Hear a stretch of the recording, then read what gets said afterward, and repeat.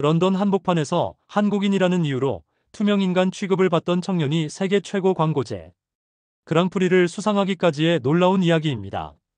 좋아요, 구독 부탁드려요. 안녕하세요. 저는 박세종입니다.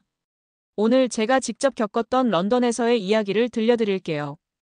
2024년 3월, 런던에 차가운 비가 내리던 어느 월요일 아침이었습니다. 저는 런던 시티에 위치한 유명한 브랜딩 에이전시 크리에이티브 파트너스에서 인턴으로 일하고 있었어요. 25살의 저는 그래픽 디자인을 전공하고 영국에서 꿈을 펼치고 싶어서 이곳에 온 지 6개월째였습니다. 하지만 현실은 생각했던 것과 달랐어요. 매일 아침 9시에 출근해서 저녁 7시까지 일하는 동안 저는 마치 투명인간처럼 취급받았습니다. 회의에서 제 의견을 말해도 상사들은 듣는 둥 마는 둥 했고 동료들과의 점심시간에도 자연스럽게 소외되곤 했어요. 특히 기억에 남는 건 첫 번째 달 회식 자리였습니다. 팀장인 제임스가 아시아 시장에 대해 이야기하면서 저를 보며 말했어요. 아시아 사람들은 다 비슷한 취향을 가지고 있으니 마케팅도 똑같이 하면 된다고 중국이나 일본이나 한국이나 별 차이 없다고 했습니다. 그 순간 저는 뭔가 답답한 기분이 들었지만 아무 말도 할 수 없었어요. 인턴이라는 입장상 반박하기도 어려웠고 무엇보다 제 자신도 확신이 서지 않았거든요. 정말 한국만의 독특함이라는 게 있을까? 서구인들 눈에는 정말 다 똑같아 보일까? 그런 날들이 계속되면서 저는 점점 위축되어 갔습니다.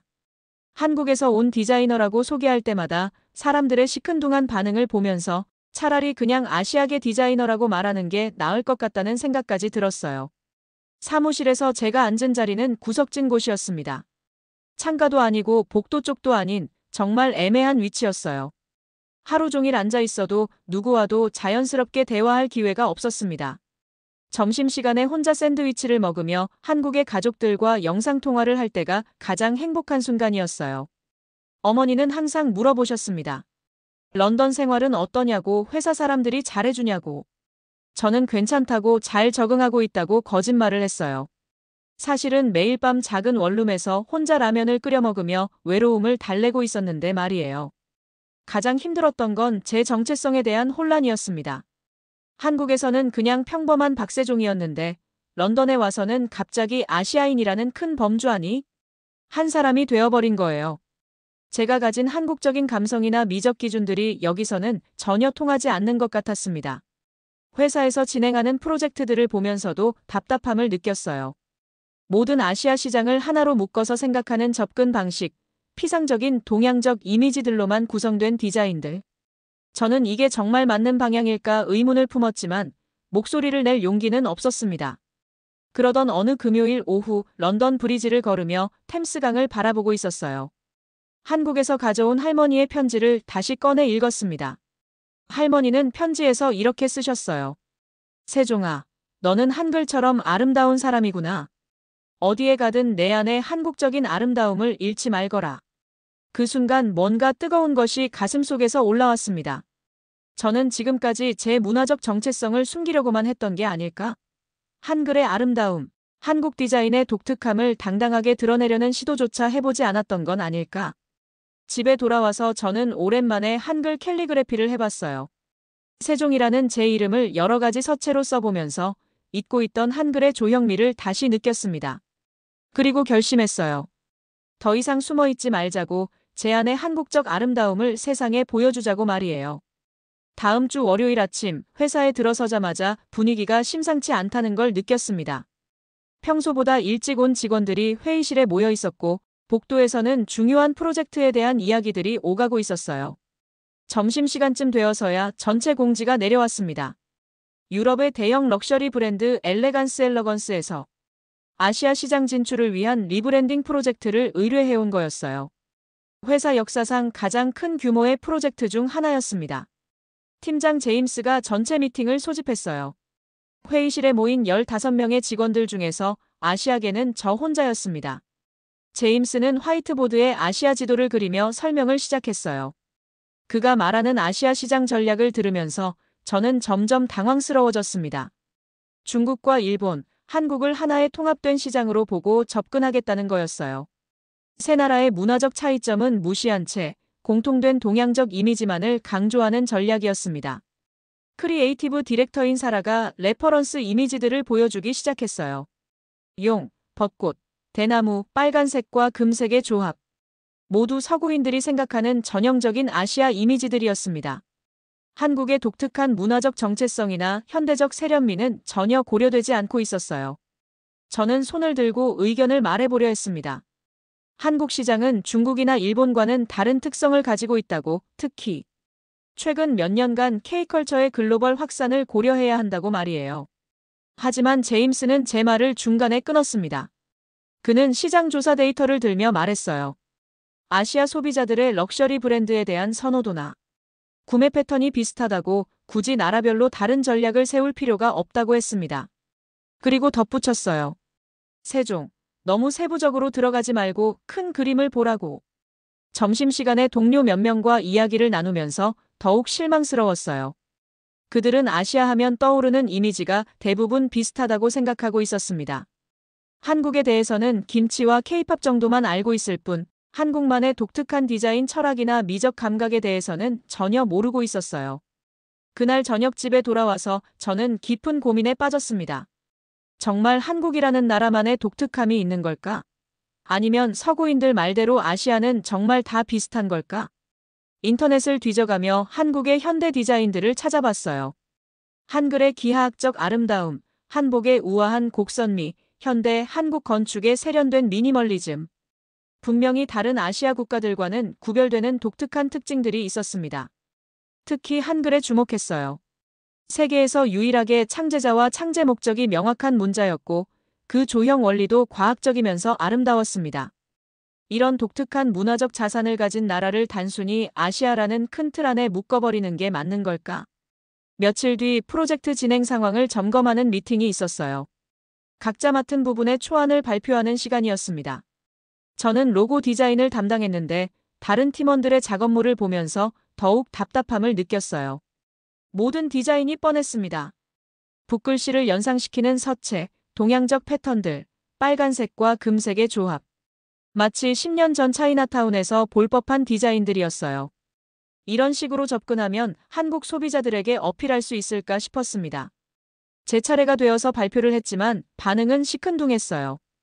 제가 제안한 현대적이고 미니멀한 접근 방식은 너무 서구적이라는 피드백을 받았습니다. 아시아 시장을 겨냥한 브랜딩이라면 좀 더 동양적인 요소가 들어가야 한다는 거였어요. 그날 밤 저는 잠을 이룰 수 없었습니다. 이대로 가면 한국은 또다시 아시아라는 이름 아래 묻혀버릴 것 같았어요. 한국만의 독특한 아름다움과 현대적 세련미는 무시당한 채 말이에요. 새벽 2시쯤 저는 갑자기 결심을 했습니다.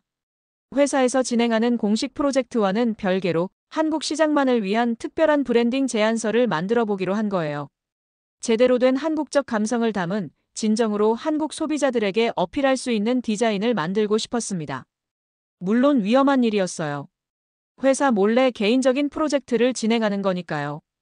하지만 더 이상 가만히 있을 수는 없었습니다. 제 조국의 문화적 정체성이 이렇게 왜곡되는 걸 그냥 지켜볼 수만은 없었어요. 그렇게 저의 은밀한 프로젝트가 시작되었습니다. 그날부터 저는 이중 생활을 시작했습니다. 낮에는 회사에서 공식 프로젝트를 진행하고 밤에는 집에서 비밀 프로젝트에 매달렸어요. 매일 저녁 8시에 퇴근하고 나면 테이크아웃. 중국 음식으로 간단히 저녁을 해결한 뒤 곧바로 작업에 들어갔습니다. 좁은 원룸의 책상 위에는 한국 관련 자료들이 가득 쌓였어요. 한글 서체 샘플들, 한국 전통 색채 팔레트, K-팝과 K-드라마 스틸컷들, 현대 한국 건축 사진들까지. 가장 먼저 집중한 건 한글이었습니다. 엘레간스라는 브랜드명을 한글로 어떻게 표현할지 고민했어요. 단순히 음성학적으로 옮기는 게 아니라 브랜드의 정체성과 한글의 조형미가 조화를 이룰 수 있는 방법을 찾으려 했습니다. 첫 번째 주에는 서체 연구에 매달렸어요. 전통적인 궁서체부터 현대적인 산세리프까지 수십 가지 한글 폰트를 분석했습니다. 각각의 폰트가 주는 느낌과 브랜드 이미지의 상관관계를 꼼꼼히 정리했어요. 가장 흥미로웠던 건 한글의 구조적 특성이었습니다. 자음과 모음이 결합해서 하나의 글자를 만드는 표음 문자의 원리가 럭셔리 브랜드의 다양한 제품군이 하나의 통일된 이미지로 결합되는 것과 비슷하다는 걸 발견했어요. 두 번째 주부터는 색채 연구를 시작했습니다. 서구인들이 떠올리는 빨간색과 금색의 조합이 아닌 진정한 한국적 색채를 찾으려 했어요. 한복의 은은한 색감, 청자의 비취색, 단청의 조화로운 배색들을 분석했습니다. 특히 주목한 건 한국 전통의 오방색이었어요. 청, 백, 적, 흑, 황의 5가지 색이 가진 철학적 의미와 현대적 해석 가능성을 탐구했습니다. 이를 럭셔리 브랜드의 세련된 이미지와 어떻게 결합할 수 있을지 밤새워 고민했어요. 셋째 주에는 K컬처의 현대적 영향력을 분석했습니다. BTS와 블랙핑크 같은 K-팝 그룹들의 비주얼, 아이덴티티, 기생충과 오징어 게임 같은 K- 콘텐츠의 디자인 철학을 면밀히 연구했어요. 놀라운 건 이들 모두가 전통적인 동양적 이미지와는 완전히 다른 방향으로 세계를 사로잡고 있다는 점이었습니다. 미니멀하면서도 강렬하고 현대적이면서도 한국적인 감성을 담고 있었어요. 매일 밤 새벽 2시까지 작업하면서 점점 명확한 방향이 보이기 시작했습니다. 제가 만들고자 하는 건 단순한 한국 버전이 아니라 한국적 감성이 자연스럽게 녹아든 글로벌 럭셔리 브랜드의 새로운 모습이었어요. 넷째 주에 들어서면서 본격적인 디자인 작업을 시작했습니다. 엘레간스의 로고를 한글로 재해석하는 작업부터 시작했어요. 이응의 원형미와 어의 수직선이 만드는 조화, 리을의 부드러운 곡선이 주는 우아함을 최대한 살리려 했습니다. 컬러 팔레트도 완전히 새롭게 구성했어요. 기존의 빨강과 금색 대신 한국 전통 백자의 은은한 백색을 베이스로 하고 청자의 비취색을 포인트 컬러로 사용했습니다. 여기에 현대적 감각을 더하기 위해 미니멀한 그레이 톤을 추가했어요. 가장 공들인 부분은 타이포그래피였습니다. 한글과 영문이 조화롭게 어우러질 수 있는 레이아웃을 만들기 위해 수백 번의 시행착오를 거쳤어요. 한글이 단순한 번역이 아니라 브랜드 아이덴티티의 핵심 요소가 되도록 했습니다. 다섯째 주가 되자 전체적인 브랜드 가이드라인이 완성되기 시작했어요.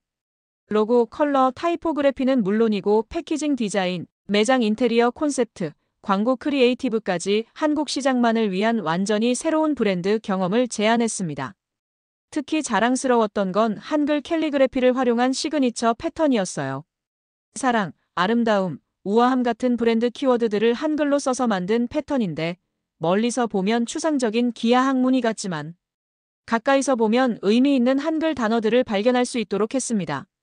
여섯째 주에는 프레젠테이션 자료를 정리했어요. 왜 한국 시장에 특화된 별도의 브랜딩이 필요한지, 한국적 감성이 어떻게 글로벌 럭셔리 브랜드의 가치를 높일 수 있는지, 그리고 이 모든 것이 비즈니스적으로 어떤 의미를 갖는지 논리적으로 설명했습니다. 마침내 완성된 제안서를 보면서 저는 뿌듯함과 동시에 두려움을 느꼈어요. 정말 잘 만들어진 것 같았지만 과연 누가 이걸 봐줄까? 그리고 설사 본다고 해도 이해해줄까? 하지만 더 이상 미룰 수는 없었습니다. 일주일 뒤면 클라이언트에게 최종 제안서를 발표하는 날이었거든요. 저는 마지막 용기를 내어 이 비밀 프로젝트를 세상에 공개할 계획을 세우기 시작했습니다. 클라이언트 최종 발표일이 하루 앞으로 다가왔습니다. 저는 밤새 고민한 끝에 위험한 결정을 내렸어요. 공식 발표가 끝난 후 제가 따로 준비한 한국 특화 브랜딩을 추가로 제안해보기로 한 거였습니다. 다음 날 아침 엘레간스의 경영진들이 런던 사무실에 도착했어요. CEO인 마르셀 듀퐁, 마케팅 디렉터 이사벨 로랑, 그리고 아시아 시장 담당 부사장 루카 로시. 모두 파리에서 온 분들이었습니다. 오전 10시에 시작된 공식 프레젠테이션은 예상대로 진행되었어요. 제임스가 전체적인 컨셉을 설명하고 각 팀원들이 로고, 컬러, 타이포그래피 등을 차례로 발표했습니다.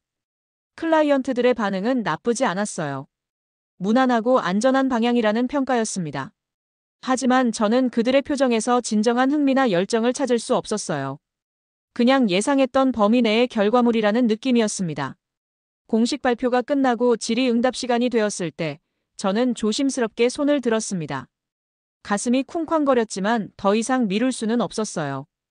혹시 개인적으로 준비한 추가 제안이 있는데 시간이 허락한다면 보여드려도 될까요? 회의실의 모든 시선이 저에게 집중되었습니다. 제임스의 표정이 굳어지는 게 보였어요. 아마 당황스러웠을 거예요. 인턴이 갑자기 개인 제안을 한다니까요. 마르셀 CEO가 시계를 보더니 고개를 끄덕였습니다. 시간이 조금 있으니 들어보자고 했어요. 저는 떨리는 손으로 노트북을 연결하고 제 프레젠테이션을 시작했습니다. 첫 번째 슬라이드에는 한글로 쓴 우아함이라는 글자가 크게 나타났어요. 그 아래에는 영어로 ELEGANC라고 적혀 있었습니다. 회의실이 조용해졌어요. 저는 차근차근 설명하기 시작했습니다. 왜 한국 시장에 특화된 브랜딩이 필요한지, 한국 소비자들의 심리와 취향이 어떻게 다른지, 그리고 K컬처의 글로벌 영향력이 어떤 비즈니스 기회를 만들어내는지 말이에요. 특히 강조한 건 한글의 독특함이었습니다. 세계에서 유일하게 창제자와 창제 목적이 명확한 문자라는 점, 그리고 그 과학적이고 체계적인 구조가 현대적 브랜드 철학과 얼마나 잘 맞는지 설명했어요. 마르셀 CEO의 표정이 점점 진지해지는 게 보였습니다. 처음에는 그냥 예의상 듣는 것 같았는데 슬라이드가 진행될수록 몸을 앞으로 기울이며 집중하기 시작했어요. 제가 만든 한글 로고를 보여줬을 때 이사벨 마케팅 디렉터가 감탄사를 내뱉었습니다. 정말 아름답다고 지금까지 본 아시아 브랜딩 중에서 가장 세련되고 현대적이라고 했어요. 하지만 가장 극적인 순간은 K컬처 사례를 설명할 때였습니다. BTS와 블랙핑크의 글로벌 성공 사례를 들며 이들이 어떻게 전통적인 동양적 이미지를 탈피해서 세계를 사로잡았는지 분석했어요. 그때 마르셀 CEO가 갑자기 말을 끊었습니다. 잠깐, BTS 말인가요? 저는 깜짝 놀랐어요. 그가 BTS를 안다는 게 신기했거든요. 네, 맞습니다. 방탄소년단이요. 그러자 마르셀이 갑자기 환한 미소를 지으며 말했습니다. 제가 BTS 팬이거든요. 특히 RM의 가사를 정말 좋아해요. 그들의 음악에서 느껴지는 한국적 감성이 정말 독특하다고 생각했어요. 회의실의 분위기가 완전히 바뀌었습니다. 마르셀은 BTS 덕분에 한국 문화에 관심을 갖게 되었다고, 한글의 아름다움도 그때 처음 알게 되었다고 했어요. 심지어 간단한 한국어도 배우고 있다고 했습니다. 저는 이 기회를 놓치지 않고 더욱 열정적으로 설명했어요. BTS가 보여준 것처럼 한국적 감성을 현대적으로 해석하면 전 세계 소비자들에게 새로운 경험을 제공할 수 있다고 말했습니다. 제가 준비한 한글 캘리그래피 패턴을 보여줬을 때 마르셀의 눈이 반짝였어요. 멀리서 보면 추상적 패턴 같지만 가까이서 보면 의미 있는 한글 단어들을 발견할 수 있다는 컨셉을 설명하자 그는 정말 혁신적이라고 칭찬했습니다. 한국 전통 색채를 활용한 컬러 팔레트도 큰 호응을 얻었어요. 기존의 뻔한 빨강 금색 조합이 아닌 백자의 은은함과 청자의 고급스러움을 담은 색감이 럭셔리 브랜드와 완벽하게 어울린다고 했어요. 프레젠테이션이 끝나자 회의실이 잠시 조용해졌습니다. 그러다가 마르셀이 박수를 치기 시작했고 다른 임원들도 따라서 박수를 쳤어요. 마르셀은 이런 접근 방식을 전혀 예상하지 못했다고 한국 시장뿐만 아니라 전 세계 K컬처 팬들에게도 어필할 수 있는 전략이라고 극찬했습니다. 특히 한글의 조형미와 브랜드 철학을 연결한 부분이 인상 깊다고 했어요. 그 자리에서 마르셀은 결정을 내렸습니다. 기존 아시아 통합 전략과 함께 제가 제안한 한국 특화 브랜딩도 동시에 진행하겠다고 했어요. 그리고 저에게 이 프로젝트의 리드 디자이너로 참여해달라고 제안했습니다. 제임스는 당황한 표정이었지만 클라이언트의 명확한 의사표현 앞에서는 어쩔 수 없었어요. 회의가 끝난 후 저를 따로 불러서 앞으로 이런 식으로 개인 행동을 하지 말라고 경고했지만 동시에 좋은 결과를 낸 것에 대해서는 인정한다고도 했습니다. 그날 저녁 집에 돌아와서 저는 아직도 믿기지 않았어요. 정말 운이 좋았다고 생각했습니다. 만약 마르셀이 BTS 팬이 아니었다면 어떻게 되었을까요? 하지만 동시에 확신도 들었어요. 제가 만든 것이 정말 가치 있는 작업이었다는 걸 인정받은 거니까요. 마르셀의 승인 이후 제 인생은 완전히 바뀌었습니다. 갑자기 회사 내에서의 위치도 달라졌고 동료들이 저를 바라보는 시선도 완전히 변했어요. 인턴에서 하루아침에 주요 프로젝트의 리드 디자이너가 된 거였으니까요. 다음 주부터 본격적인 작업이 시작되었습니다. 엘레간스 측에서는 한국 시장 진출을 위한 전담팀을 구성했고 저는 그 팀의 크리에이티브 책임자가 되었어요. 갑자기 5명의 디자이너를 관리해야 하는 입장이 되었습니다. 가장 먼저 해야 할 일은 팀원들에게 한국 문화와 한글에 대해 교육하는 것이었어요. 제가 지난 6주 동안 연구했던 내용들을 체계적으로 정리해서 워크숍을 진행했습니다. 처음에는 팀원들도 반신반의했어요. 한글이 정말 그렇게 특별한 문자인지, 한국만의 독특한 미적 감각이라는 게 실제로 존재하는지 의구심을 갖고 있었거든요. 하지만 한글의 창제 원리와 구조적 특성을 설명하고 실제 K컬처 사례들을 보여주자 점점 이해하기 시작했습니다. 특히 흥미로워한 건 한글의 과학성이었어요. 발음기관을 본떠서 만든 자음들, 천지인 사상을 담은 모음들, 그리고 이들이 결합해서 만드는 체계적인 문자 구조. 이런 논리적 체계가 브랜드 아키텍처와 얼마나 잘 맞는지 깨닫기 시작한 거죠. 첫 번째 달에는 브랜드 아이덴티티의 기본 틀을 완성했습니다. 엘레간스의 한글 로고 타입을 최종 확정하고 서브 브랜드들의 한글 네이밍도 개발했어요. 각각의 제품군마다 한국적 감성을 담은 이름들을 만들어냈습니다. 향수 라인은 향기, 가방 컬렉션은 품격, 시계 시리즈는 시간이라고 명명했어요. 단순한 음성 번역이 아니라 각 제품의 철학과 한글의 의미가 자연스럽게 어우러지도록 했습니다. 두 번째 달부터는 실제 적용 작업이 시작되었어요. 패키징 디자인, 매장 인테리어, 광고 캠페인까지 모든 접점에서 한국적 감성이 일관되게 느껴지도록 했습니다. 가장 신경 쓴 부분은 한글과 영문의 조화였어요. 한글이 단순한 번역이 아니라 브랜드 경험의 핵심 요소가 되도록 하면서도 글로벌 럭셔리 브랜드의 세련미는 잃지 않아야 했거든요. 패키징에는 한글 캘리그래피를 활용한 시그니처 패턴을 적용했어요. 멀리서 보면 고급스러운 기하학 무늬처럼 보이지만 가까이 다가가면 사랑, 아름다움, 꿈 같은 의미 있는 한글 단어들을 발견할 수 있도록 했습니다. 매장 인테리어에는 한국 전통 건축의 공간 철학을 현대적으로 해석했어요. 한옥의 마당 개념을 도입한 중앙 공간, 창살 문양을 모티프로 한 진열장, 그리고 한글 서예 작품들을 현대 미술처럼 전시한 갤러리 공간까지. 세 번째 달에는 드디어 런칭 캠페인을 준비하기 시작했습니다. 광고 모델로는 한국의 유명 배우를 기용하기로 했어요. 그분이 한글로 된 브랜드명을 우아하게 발음하는 장면이 캠페인의 하이라이트였습니다. 캠페인 슬로건도 한글과 영어를 절묘하게 조합했어요. 아름다운 시작, 뷰터펄 비기닝이라는 문구로 한글의 조형미와 의미가 영어와 자연스럽게 어우러지도록 했습니다. 그런데 정말 놀라운 일이 벌어졌어요. 런칭 전 사전 공개된 티저 이미지들이 소셜미디어에서 엄청난 화제가 된 거였습니다. 특히 유럽의 K컬처 팬들 사이에서 폭발적인 반응을 보였어요. 프랑스의 패션 블로거들이 한글 로고의 아름다움을 극찬했고 독일의 디자인 매거진에서는 동양 문자의 새로운 가능성을 보여준 사례라고 분석 기사를 실었습니다. 이탈리아의 럭셔리 업계 전문지에서는 아시아 시장 진출의 새로운 모델이라고 평가했어요. 가장 인상 깊었던 건 영국의 타이포그래피 협회에서 연락이 온 일이었습니다. 한글을 활용한 브랜드 디자인이 정말 혁신적이라며 런던 디자인 페스티벌에서 특별 전시를 하고 싶다고 제안해왔어요. 마르셀 CEO도 놀라워했습니다. 아직 정식 런칭도 하지 않았는데 이런 반응이 나올 줄은 예상하지 못했다고 했어요. 그는 제게 말했습니다. 세종, 당신이 보여준 건 단순한 디자인이 아니라 완전히 새로운 문화적 관점이었다고. 네 번째 달에는 다른 유럽 국가들에서도 관심을 보이기 시작했어요. 스위스의 시계 브랜드에서 한글을 활용한 아시아 시장 전략에 대해 컨설팅을 요청해왔고, 네덜란드의 디자인 스튜디오에서는 한글 타이포그래피 워크숍을 열어달라고 했습니다. 심지어 파리의 루브르 박물관에서 연락이 왔어요. 동아시아 문화특별전에서 한글의 예술적 가치를 소개하는 섹션을 만들고 싶다고, 제가 만든 현대적 한글 디자인들을 전시하고 싶다고 했습니다. 저는 이 모든 상황이 꿈만 같았어요. 불과 몇 달 전까지만 해도 투명인간 취급받던 인턴이었는데 이제는 유럽 전역에서 한글의 아름다움을 알리는 문화 사절 역할을 하고 있었으니까요. 하지만 무엇보다 뿌듯했던 건 한국에서 온 반응들이었어요. 재외동포들이 자신의 문화에 대한 자부심을 되찾았다는 메시지들, 한국의 디자이너들이 용기를 얻었다는 격려의 말들이 계속 들어왔습니다. 다섯 번째 달이 되자 저는 더 큰 꿈을 품기 시작했어요. 이 성공을 발판으로 세계에서 가장 권위 있는 광고제에 도전해보고 싶었습니다. 그 더 큰 꿈이란 바로 칸 라이언즈 국제광고제였습니다.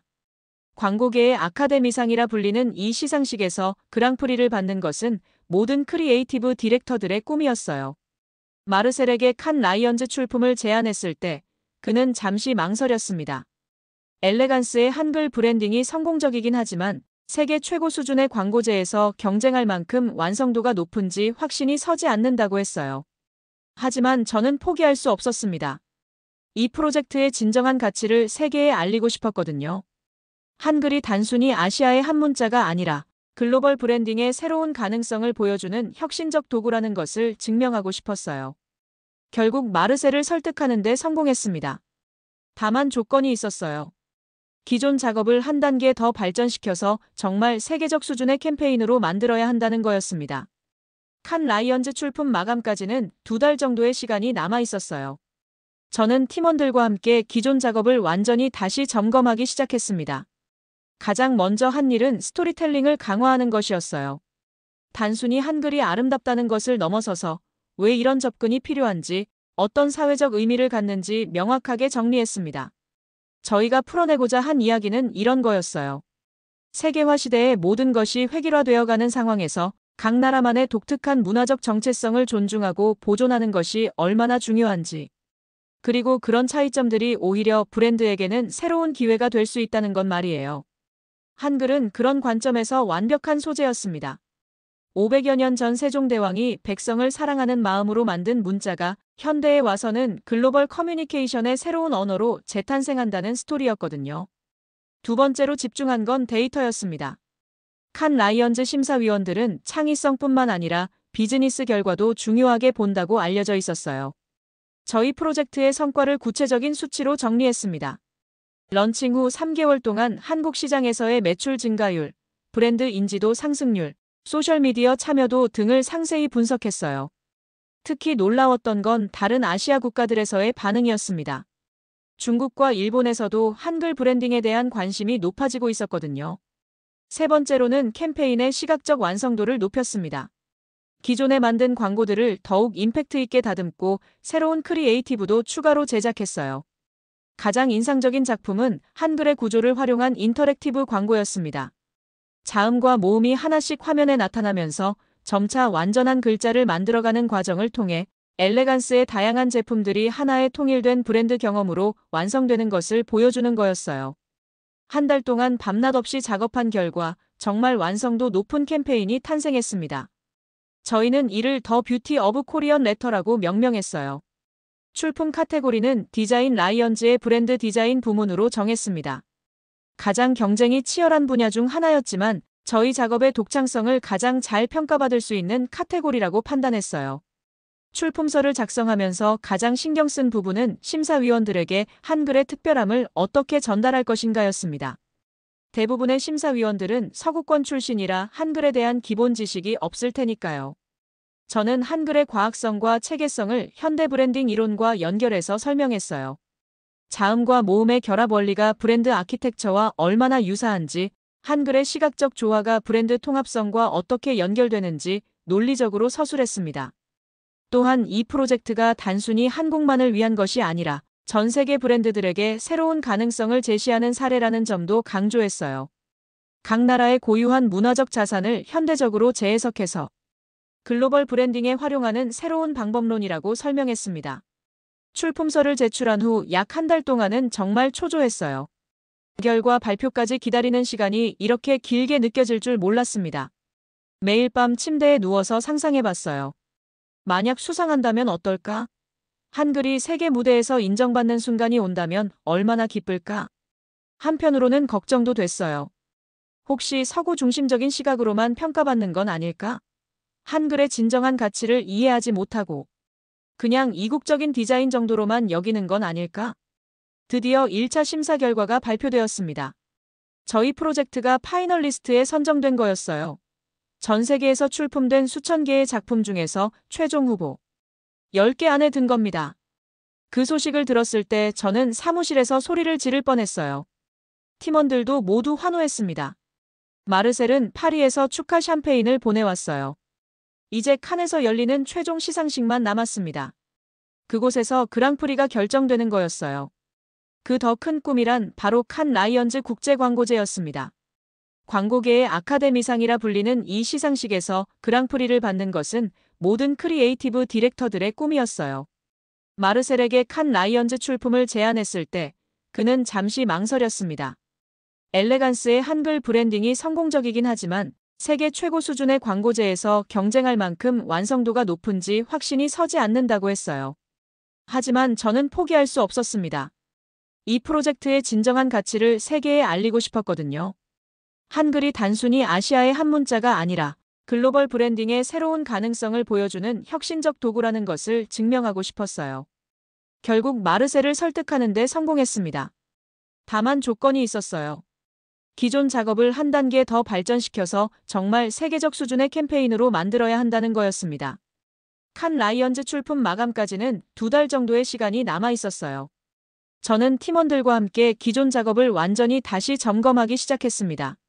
가장 먼저 한 일은 스토리텔링을 강화하는 것이었어요. 단순히 한글이 아름답다는 것을 넘어서서 왜 이런 접근이 필요한지, 어떤 사회적 의미를 갖는지 명확하게 정리했습니다. 저희가 풀어내고자 한 이야기는 이런 거였어요.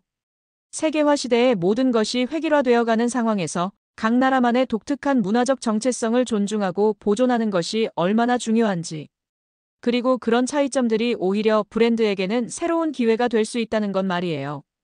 한글은 그런 관점에서 완벽한 소재였습니다.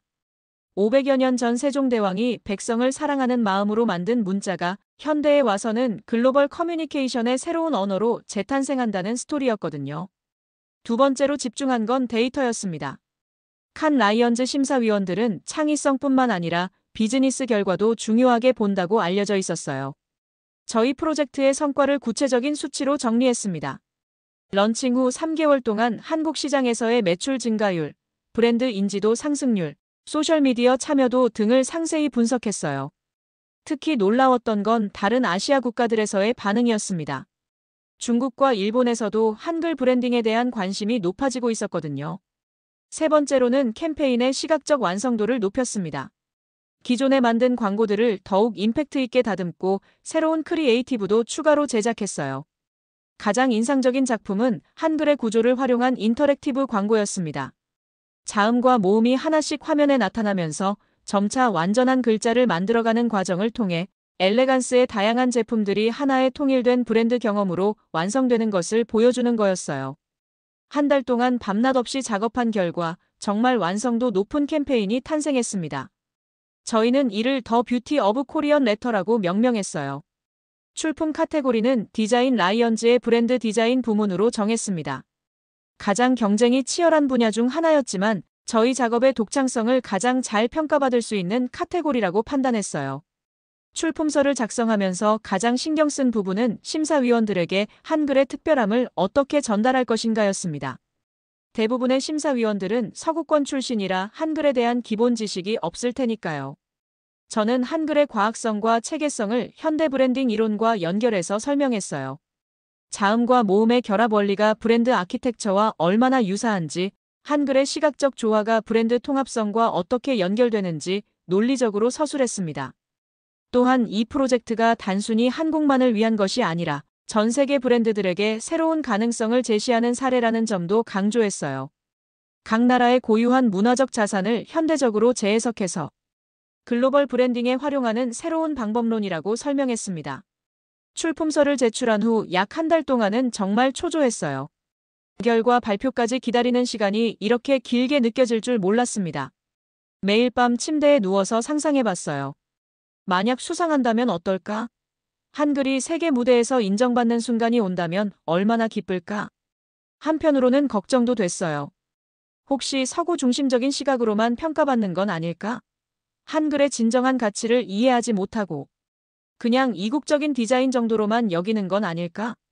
드디어 1차 심사 결과가 발표되었습니다. 저희 프로젝트가 파이널리스트에 선정된 거였어요. 전 세계에서 출품된 수천 개의 작품 중에서 최종 후보 10개 안에 든 겁니다. 그 소식을 들었을 때 저는 사무실에서 소리를 지를 뻔했어요. 팀원들도 모두 환호했습니다. 마르셀은 파리에서 축하 샴페인을 보내왔어요. 이제 칸에서 열리는 최종 시상식만 남았습니다. 그곳에서 그랑프리가 결정되는 거였어요. 칸 라이언즈 그랑프리 수상 이후 제 삶은 완전히 달라졌습니다. 런던으로 돌아오자마자 각종 언론 인터뷰 요청이 쏟아졌어요. BBC에서는 한글의 글로벌화에 대한 특집 다큐멘터리를 제작하고 싶다고 했고 가디언지에서는 문화적 다양성과 브랜딩에 대한 칼럼을 써달라고 요청했습니다. 가장 놀라웠던 건 한국에서의 반응이었어요.